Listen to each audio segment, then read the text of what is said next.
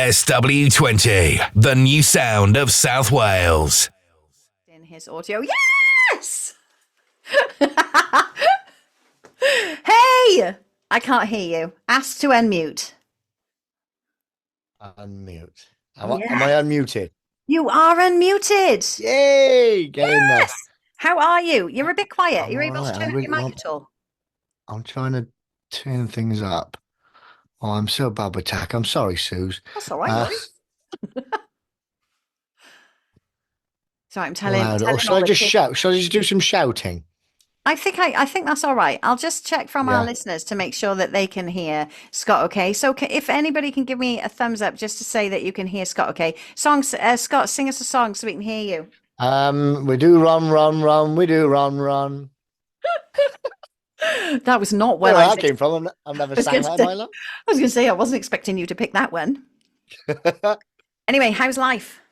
Very good. There's lots going on, and I'm a bit excitable at the moment. It's just, I don't, when you're through January and you're just like, oh, that's just hot. That was horrible. I don't think no one, unless, I mean, shout out to anyone whose birthday is in January, but they clearly weren't planned, were they? But you just threw it and you're like, right, I feel like we're all heading towards something, whatever that thing might be. And I've got a lot of plates spinning, and it's all really, really cool plates. We might drop a few plates as we go, but it's kind of exciting stuff coming forward. Like, that is wicked. So for those of you who've just joined us, good evening. You listen to Susie Webb and Scott Mckeon from Rusty Shackle, fame and fortune, and also the Devauden festival as well. So Scott's jumped on tonight because we wanted to find out, well, we've got lots of questions to ask him, but the Devauden festival, tell us, Scott, how did it all start? So I guess 2010. So what are we, 16 years ago now? So we were my band manager. So the little band that I'm in, Rusty Shackle. We've got a manager. He's a lovely man. His name is Jeremy Horton, and he kind of started up like he was more of a village. Yeah, not so much a village fete. So he kind of started. He aimed for the sky from the beginning, but it was a festival from the off, and it was in the grounds of the village hall in Devauden. Just outside the village hall, it kind of on the first field, and there's a little stage, and it's kind of, it all coincided with us starting as a band as well. So we were just pitching out and reaching out to all these festivals, trying to get a foot in somewhere to play an event. And Jeremy was one of the only people who responded to our email. And we jumped in and played Devauden. And you know what it's like when you're first starting out, it's just anything with the word festival on it is really exciting. So like you made it then. And again, at the time though, we thought, oh, this is incredible, I love it. And then we look back on pictures, and it's basically us playing to about 9 people in a field. But it's it was magic though. It was magic for the time, and it's just really lovely looking back on kind of each year. It sounds really corny, but organically, like, things just kind of grew and grew and grew and grew, and we tweaked bits here and there and kind of made it, I like to think, and better and better and better as the years have gone by. So and then maybe after about playing it for about 4 years, I kind of jumped in and said, do you need some help on the music side of things? And then I took over the kind of the booking of the main stages, and then we grew, and then we got more stages. There's just loads going on now, Suze, but it's my highlight of the year. It's my Christmas. It's my May Christmas, and I adore it. And I think so many people do now. So many people do. Well, as you know, it was our first time that we attended last year, and I tell everybody about it now. We talk to everybody about it. It was for us, it was such a wonderfully welcoming, family friendly vibe with great artists, a great mixture of music as well. There was something for everybody. And it was lovely. So I was wondering if you might be able to kind of talk to us a little bit about kind of like the logistics of things. So if people have never been before, how do they go about booking tickets? How do they go about with a parking? And if they want to stay, because obviously they've got the option of staying for a weekend as well, how do they go about doing that?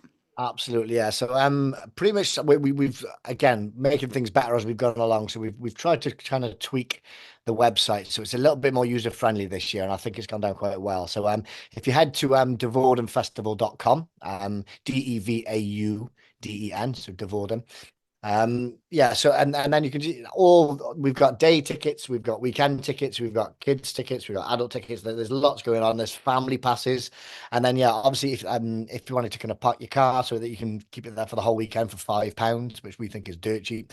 That's Um, amazing, actually. yeah, it's pretty good. So and then well, yeah, camping, yeah. So camping is available. So like if you want tent camping, or there's camper van pack like pitches as well. So we got separate fields for that. There's plenty of room on it. All nice, really flat site, and then we've got kind of like tracking. So like it won't rain, and I promise it won't rain. But should it rain, there's tracking in the car park, and so you're never going to get stuck. And yeah, we've there's been years by that we've learned from as we've gone along, but yeah, all of these options I think are very very clearly laid out on devaudenfestival.com.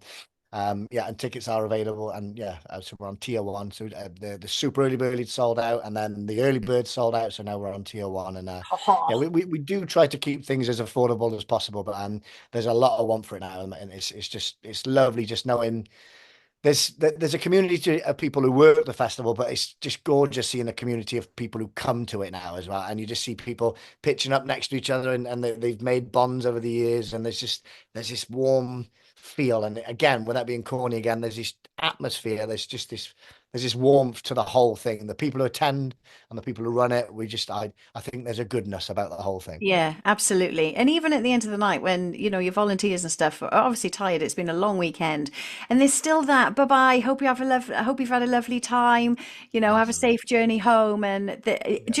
I felt very fuzzy and warm at the end, Oh, at the lovely. Yeah, end we, of we that. got there's a guy called John McConaughey. He's also an artist as well. He's a wonderful man, and he heads up all the volunteers, and it's kind of I remember we with the shackle now back in 20 when was the Olympics? 2012 was it? 20 something anyway, but I remember doing an event there in London, and I think they really upped the game on volunteers and security and stewards just really reaching out and going that next level rather than just kind of saying on you go. It was personable, and yeah, we've tried to kind of pinch a bit of that idea and kind of make sure that yeah, you feel a part of it, and you feel welcomed at every stop, whether it's at the toilet or the car park or on the main stage. Yeah, yeah. It's great food as well. Where'd you source Yeah, all your food vendors from? again, because we've grown so much now, so many kind of vendors come in and apply for slots now, which is amazing. But in the early days, it was just like we genuinely used to cook burgers and sausages ourselves from the village hall. Oh my But gosh, yeah, so that's that so kind of got a bit lovely. tricky. So yeah, we've put the volunteers in different roles now rather than flipping burgers. But yeah, a massive array. There's vegan food, there's vegetarian food, there's Indian, there's Chinese, there's Mexican, there's pizzas, there's coffee, there's it's just ridiculous the array. I always come away from the festival just thinking I've ate better this weekend than I would at home. There's loads of options, and again it's just choice. I can't have a pick. I want a bit of everything, but it's yeah, we love. I don't know. There might be something about musicians, but we're foodies at heart as well. I think the two best things in the world is Food and music and food, music and sometimes I struggle to pick. to choose.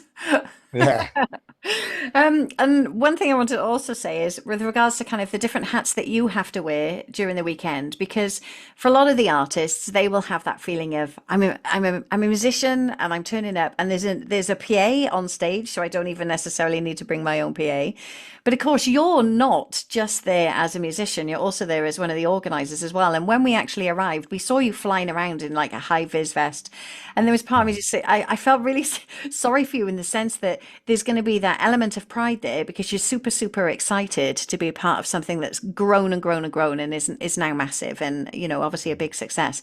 But there's also that element, presumably the part of you that also wants to kind of hold on to that kind of musician bit and not kind of lose that because you get lost in the organization of it all.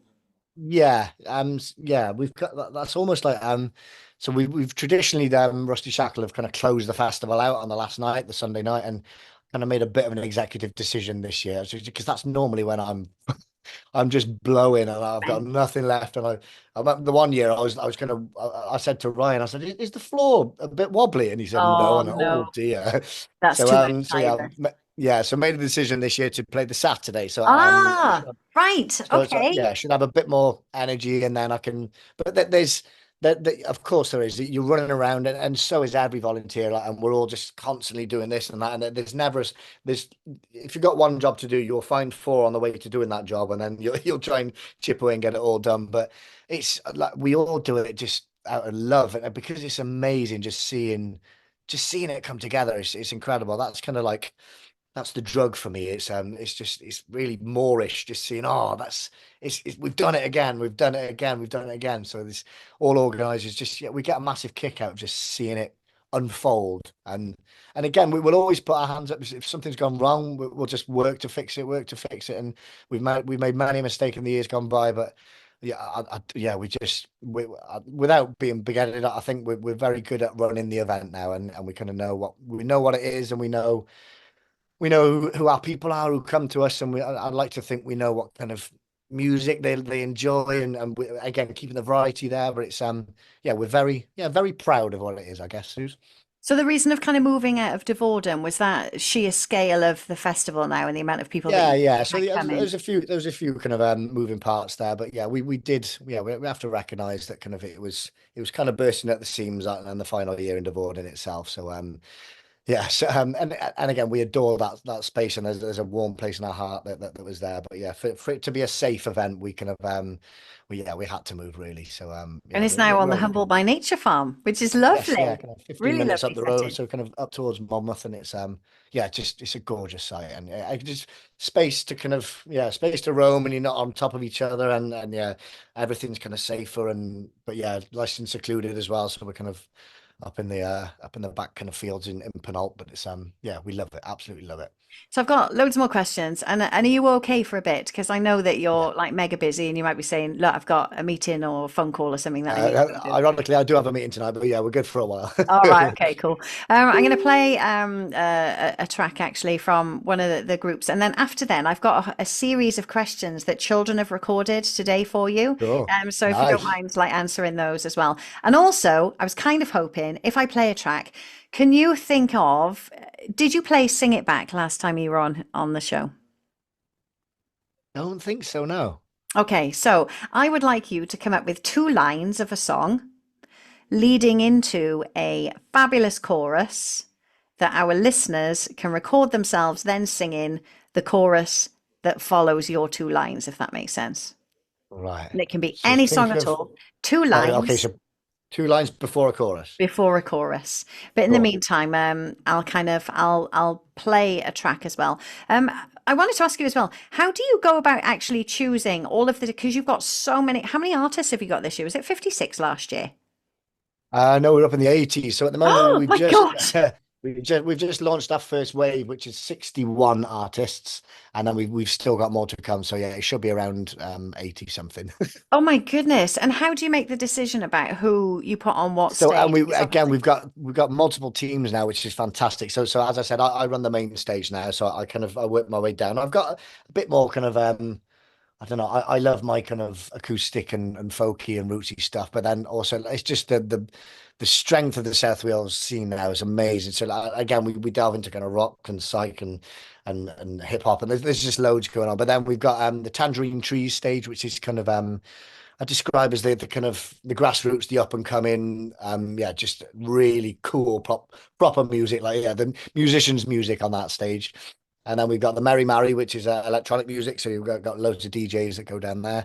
And then we've also got the House of Roots, which is amazing, really intimate, kind of right in front of you, kind of acoustic and bluesy. And yeah, so, yeah, I love the House of Roots. So yeah, we've got managers on each of those, all booking. So yeah, I'm not, I'll put my hand up. I'm not booking 60 bands myself, but it's, yeah, there's that's a loads of lot of different listening people time. chipping away. Yeah. I'm going to play a track actually from one of the bands called, do they pronounce it Nookie? Nookie? Nuki, yeah, fantastic, man. Really good. Yeah, so I'm going to play a track called You've Got Your Story. If you're listening and you've just tuned in, you're listening to Susie Webb on SW20 Radio with the lovely Scott Mckeon from Rusty Shackle will be playing Woo! one of his tracks later as well. And he's here talking about the Devauden Festival and letting you guys know how you can go and get your tickets before they are sold out. Because once they're gone, that's it. They're gone. There will be no more. Anyway, this is Nookie? Nookie? Nookie. Nuki. Nuki, this is Nuki. You've got your story, and don't forget to come back because after this, Scott is going to be answering a whole heap of questions and also providing us with this evening's Sing It Back.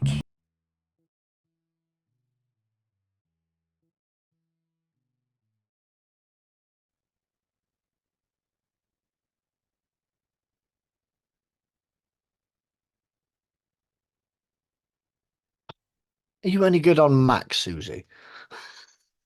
I'm trying to turn this up.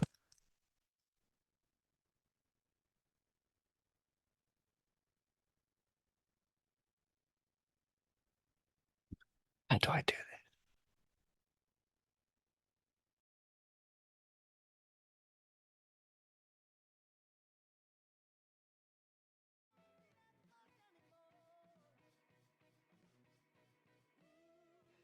Oh my goodness. Oh, that is right up my street. Oh, yes. They're good, are they? Oh, yes. Yes. So, how many of the bands that come to see you have played for you before? Good mixture. I do kind of crack the whip now and again with some of my other stages. We because there's so much good music. We end up going, oh, I want them back, I want them back, I want them back. But then you've got to try and keep it fresh. So year on year, we try to avoid repeats from the year before.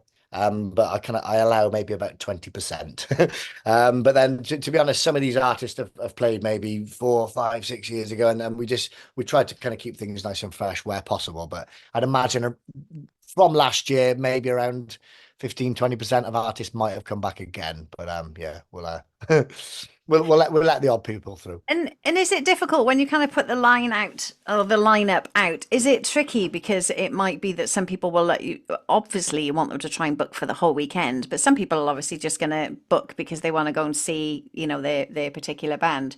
So that must be quite tricky. And actually, I've been telling everyone that you close the show on a Sunday, but now you've announced this evening, no, we're not closing the show. And I was like, whoops. I thought I'd try that out, but I'm getting old, so I just need a bit of energy on the Sunday. But yeah, so we're doing this Saturday night but we've done that before, mentally, like over the years. But yeah, there's a few festivals like a bit kind of like there's like Fairport Convention. I've got Crop Ready, and there's the Levelers have got Beautiful Days where they kind of traditionally would like close the thing out because it's like they're part of the event. But Yeah. I just thought I could change it up a bit this year, but we might go back to normal in 2027.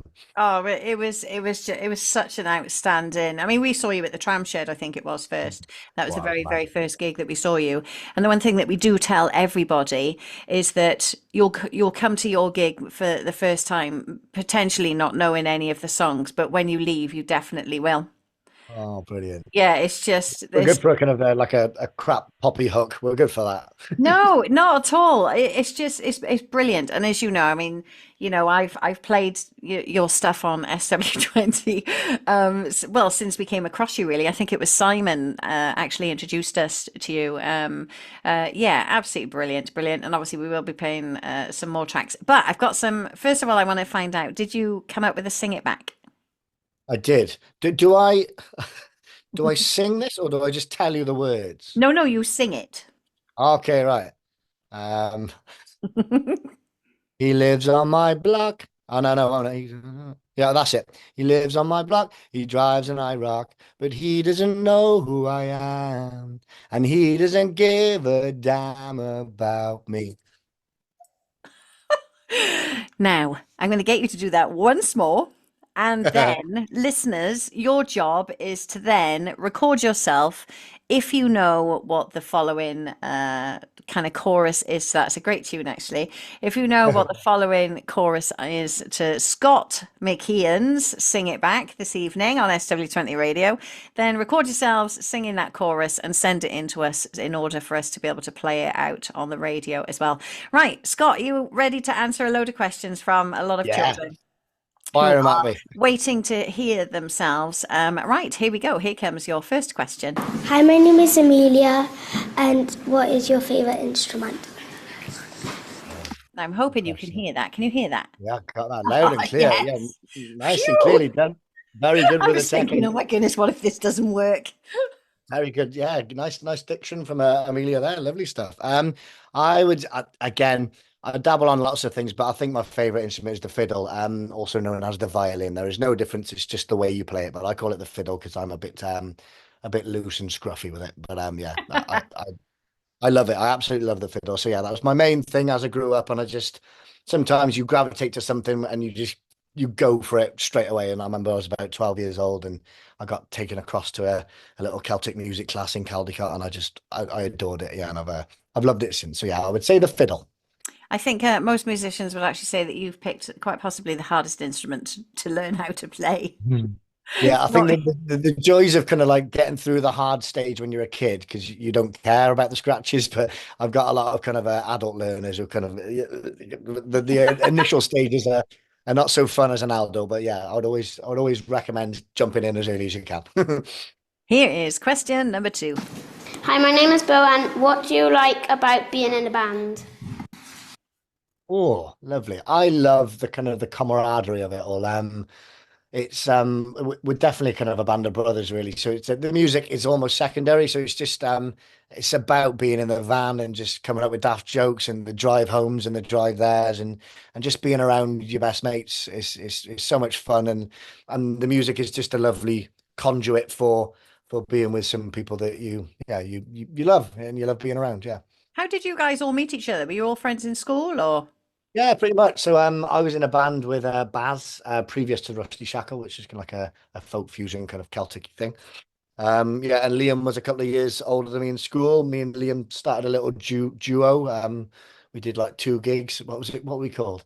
Mr. Blackaby's Thursday Morning Assembly Band, we were called. But yeah, we did What 2 gigs, name? and then we thought, yeah. And then we thought, oh, let's make it a big bit, like let's add in some bass and some drums, and my brother at the time played in the band, and yeah, we just thought let's make it into a bigger thing. But yeah, we're all very much we all went to Caldicot Comp and yeah, we knew each other from the local scene, as it were. And where did Rusty Shackle come from? Where did the name come from then? Oh, I wish we'd come up with a fun, like, good story about You this. should It was just make one up.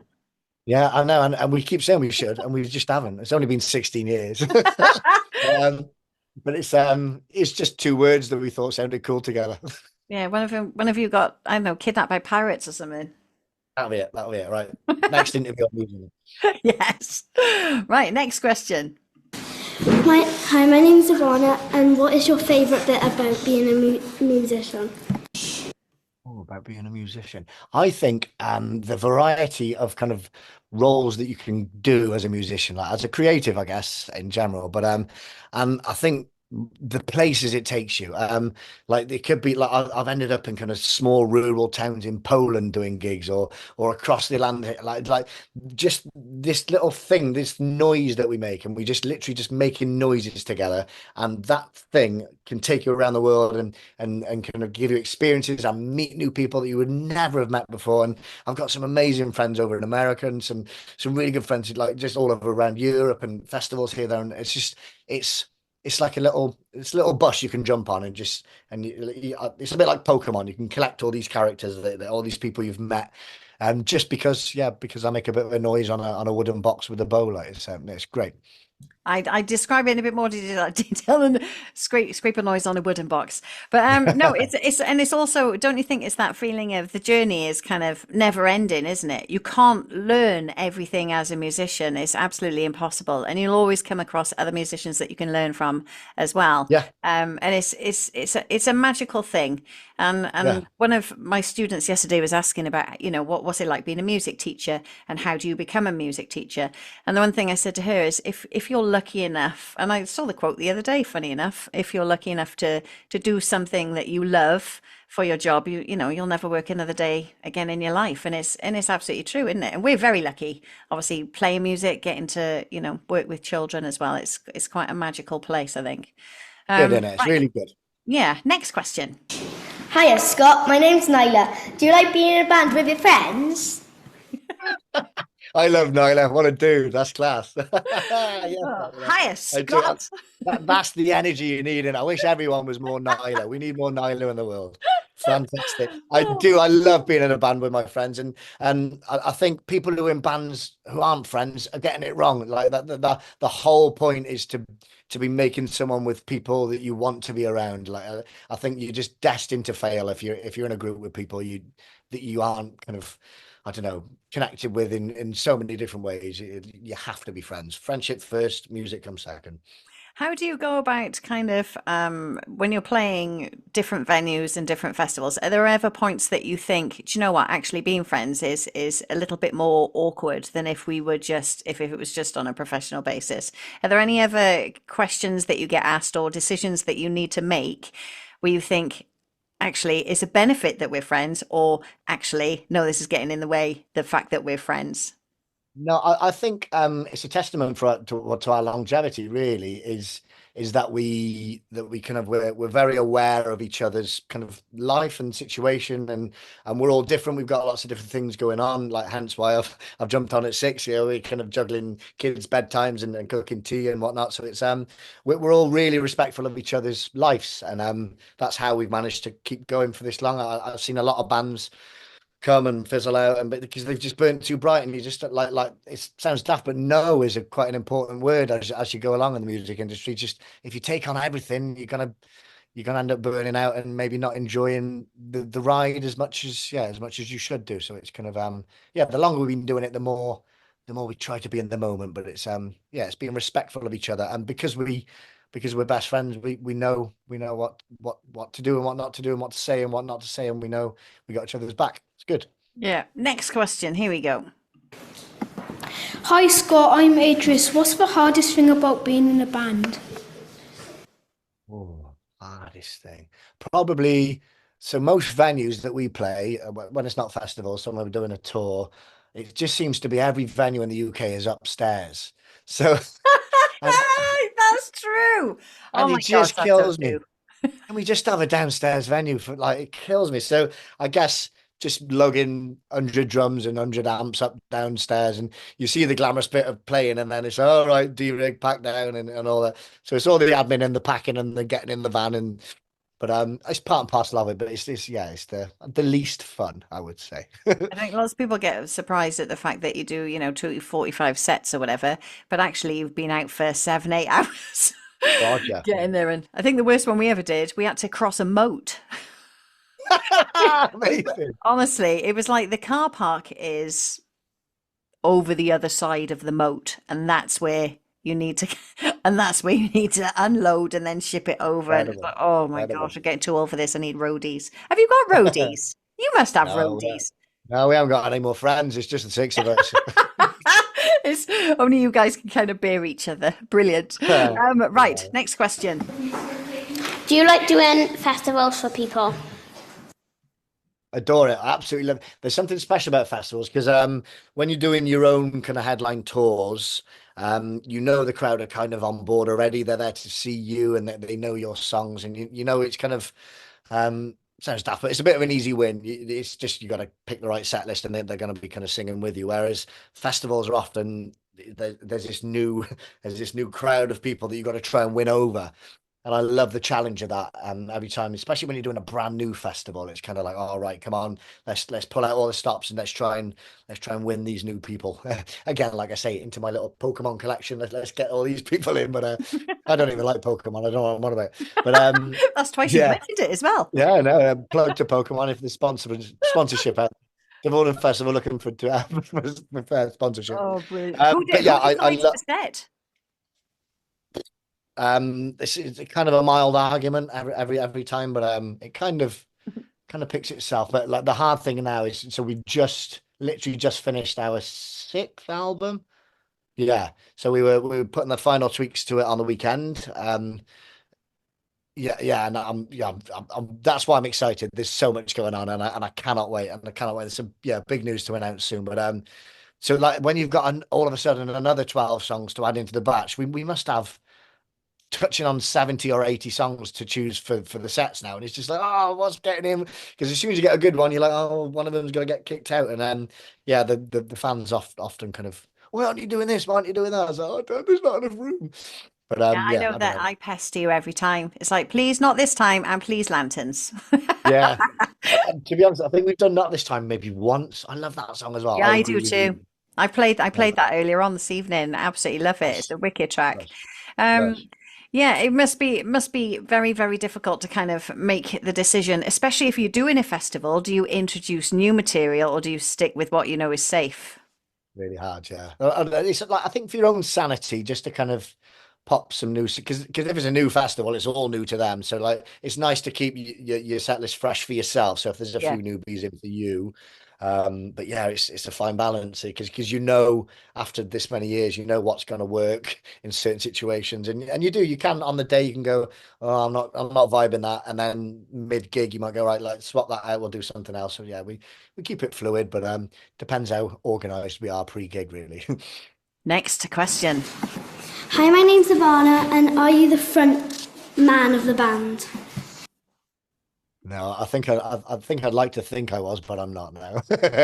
No, we've got a wonderful singer, Liam Collins. He's the front man, and I do a lot of the kind of the rubbish chatting on stage. So You're very good I'm at good. it, I think, actually. Yeah, thanks, mate. I'm good at kind of just making up rubbish and I'm a bit mumbly though. I do get told I'm very mumbly, but I think the message gets over now and again. So yeah, I'm the chattier one, but I'm certainly not the front man. No, Liam Collins is our front man. And who came up with your lamps? Because I love that look. You just instantly make the stage cozy. Yeah, slush, and that must have been about 12 years ago. We got the first lamp. We used to have four lamps, and then over those wooden ones and those state like festival stages, they blew over and snapped in half, and then yeah, like we got told off for not pat testing, and I got electrocuted on one gig. It was, Oh my gosh. yeah, so not great, but yeah, power cut because I put my finger. Yeah, anyway, long story. But yeah, they're lovely, and yeah, it's kind of part and parcel of it doesn't add anything obviously audibly, but it makes us feel at home, which is ridiculous, but it's like a homely vibe, and yeah, we like taking them around. Next question. Hi, Scott, it's Nyla again. Is this a dream from when you were little? Yes, I guess define little really, but maybe when I was picked up the fiddle when I was about 12, and then yeah, so I remember watching my first gig. It was our colleague Donald Stewart took me up to the up in Scotland, a place called the Isle of Arran, which is miles away, and there was this band called Shugal Nifty, and there was this amazing fiddle player. It's got a really cool world music, and I like first gig I ever attended. I was just like, oh my Lord, what is this? And I was like, as soon as I saw there's a fiddle player called Angus Grant. And I was like, as soon as I saw what he was doing, I was like, that's it. That I need to do that. I need to show off on stage. This is what I need to do. And yeah, and yeah, I guess so. So from early teenage years, this is what I've always wanted. Yeah. Next. Are you the youngest in the band? No, I look the youngest of the band, but But do they all agree with that statement? no, definitely not. I'll Very be honest. bold statement. Alex McConaughey definitely looks the youngest, but he's not. So Is yeah, he your lovely. bass player? He's no Ryan will take that though. I'll let him know. Alex is the curly haired lad with a very baby face, but Oh, tall. yes, yeah. But our youngest is George Barrell on the drums. He's the youngest lad. He's keeping the Ah. average age down. It's good. And here we go. Hi, my name's Ivana. When did the band start? Hi. When did the band start? The band started in February of 2010, and we did a gig in the Gate Art Centre in Cardiff. Oh, it's lovely that you remember it. Yeah, it was really cool because like for our 10-year anniversary, we actually for the first time we returned back to the Gate, and it was amazing. But yeah, Oh, so we've done it. Lush, really cool, amazing gig. Those little charity event, the PA system broke. We ended up turning the monitors around the other way so the audience could hear something. But it was yeah, magic, really magic memories. wicked. Hi, my name is Easton. Do you ever find yourself creating music that you personally dislike? Well, that was a very interesting question. Yes, we have released. There is a track on our EP which we all despise, but it's still on Spotify. So if you want a horrible listen, there's a track called Control Alt Delete. It's horrible. Oh, I'm gonna have It's to go and just have a listen to that. it's just a bad song. So yeah, we've done that. We've all been there. I think we got a quick message then from the kids. Thank you for letting us ask you questions. Hope you enjoy the show tonight. Legends. What school was that, Sue? Garnteg Primary. Garnteg, up Garnteg, amazing. Yeah. Good on Give them a them. big, Good on big them. shout out. So are there any, in terms of people that are playing this year, are there anybody, I know it's difficult to say, but is there anybody that you're thinking you really need to keep a lookout for these? If you haven't come across them before, write it down and make a note of it because there's so much to choose from. Yeah. Obviously, the big hitter is obviously this year is Newton Faulkner, but I would say people are probably aware of him. So I'd say that there's an amazing kind of a rockabilly trio called Graveyard Johnnies who, yeah, they haven't kind of played around this area. So they're kind of Chepstow based, but they haven't played this area in quite a long time. And I am so excited to see them. They're playing on a Friday night and they're just awesome, absolutely awesome. The energy's class, like proper rock and roll. Yeah, just amazing. Love Graveyard Johnnies. There's a headliner on the Tangerine Trees called Bowcat. Really good. They're on Libertino Records. That just awesome sound. Really cool. Just really, I don't know, cool. You know, you see, it's a naff word, but when you see like a really cool band, you're like, oh, just that. But hundreds. Like there's Tanker, so we're headlining this Sunday. Nuki, you played earlier on. Two twin female fronted band. There's Ragora Face Paint, and a Gypsy Punk. There's so much moose dog. There's this kind of trashy Welsh folk, but like, yeah, I don't know, everything, all of it. Come and look at it all. Wicked. I'm going to put another track on and then I'm going to send you another invite because I knew that we were going to end up kind of going over.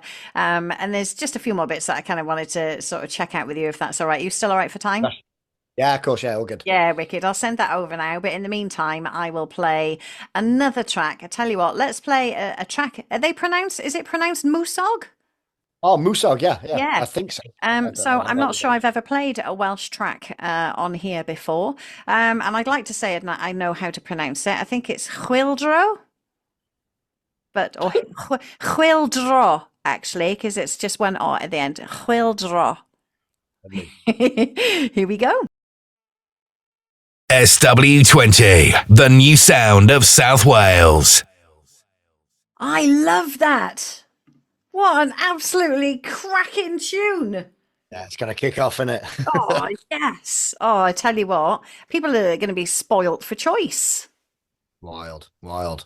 Absolutely brilliant. So from your point of view now, kind of leading up, how many different kind of promotional things will you be getting involved in I mean, it's not going to take long before you sell your tickets if you've already got rid of the early bird. And what was the next bird? There was another bird, to be fair, the birds were very early. We had a super early bird and then some early birds, and then one tier one. Yeah, they're all shifting. A lot of family tickets going, like, just because we've really upped our game with the kind of the family side of things. There's a whole field of entertainment for kids, which is free of charge. So like we got kind of loads of circus skills and crafts and as many things as we can for the kids. We had a skate ramp last year. There was just loads of stuff going on, and we just tried to make sure that we're not fleecing people when they're through the gate. So your ticket price is there, and then like entertainment for the kids. We as much as we can, we try to keep like free of charge. Yeah, I love that. I mean, we noticed that last year, and hats off to all of you because obviously everybody's kind of in the same boat and kind of struggling. So people are having to be choosy about what they're choosing to do. So to be able to put on events for the children for free is remarkable, really. So yeah, congratulations. It's great. Nice one, thanks, mate. Yeah, it's completely non-for-profit, so we just any money we get, we always either put back into the festival or into charities around us. So kind of none of us organisers are taking a penny out of this. This is just completely, for the love of it and just for the love of seeing people having a good time. It's great. So Team Devauden, then, how many of you are there?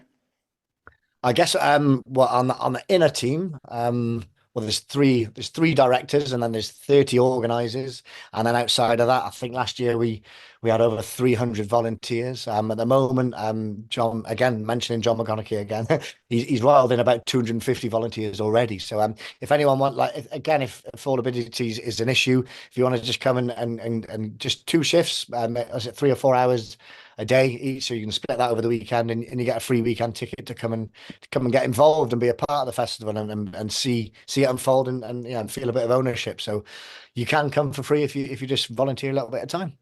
And how do people get in touch with you to kind of offer their services? So we've got. Are you looking for anybody kind of particular? Do they have to be a particular age? Do they? Not at all. Right. Okay. So it's kind of anybody and everybody. Yeah, so and I would say adult age really. So yeah, 18 to 120. Yeah, we'll give you a role.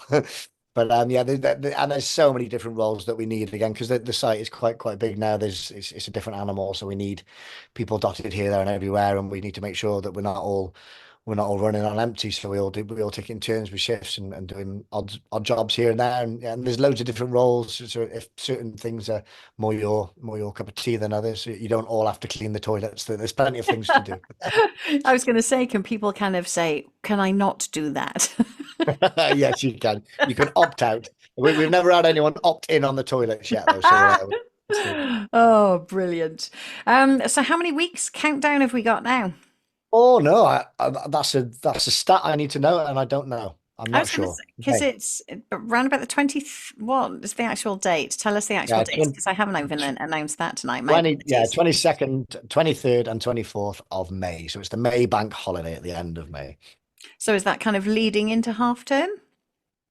Yes, it is. Yeah, and I'm always very happy with that. I just I like sleep. bet. Yeah, I bet you get to kind of Monday, Tuesday, Wednesday. How long? Okay, so what's the kind of setup time? How long does it take you guys to actually set everything up, all of your Again, that stages, changed over the years. sounding? We used to attempt to do it in 2 days, back in the early days, but it takes a good 2 weeks, to kind of get the whole site prepped and up and ready. There's plenty of kind of pre-building work that we need to do there, making sure that all the trees are felled and everything's safe on site, and we're putting in water, and yeah, everything's there, and that there's kind of free showers and toilets that we put in for everyone. So there's a lot of work that kind of takes to build. So around 2 weeks to make it into a a workable festival. And do you get outside companies like sound and techies kind of contact you to say, can we Yes. please come and work on it? How does that work? Yes, yeah, a lot of people do reach out, but we've had a really lovely partnership with a company called ProTech, over in Chepstow, and they've been with us from day dot, and we love them, and they do such a good job. So yeah, they tend to provide sound, and we got a lovely man called Robbie, and he sorts the lighting, and yeah, there's Oh, there's it's there's power. beautiful lighting. It really Yeah, and is. then Yeah. we got all the festoons and everything going around the site, and then we got an amazing man called Derek Barton who's helped us from day dot as well with all the power. So again, these are all just people that we've added to our team over the year, and we just yeah they are fully part of it. So it's yeah, we need them.